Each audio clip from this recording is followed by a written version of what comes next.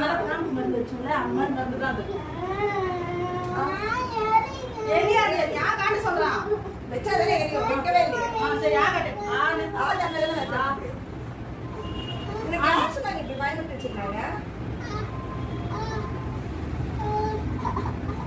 இப்படி ஒரு 5 நிமிஷம் அப்படியே இருக்கணும்.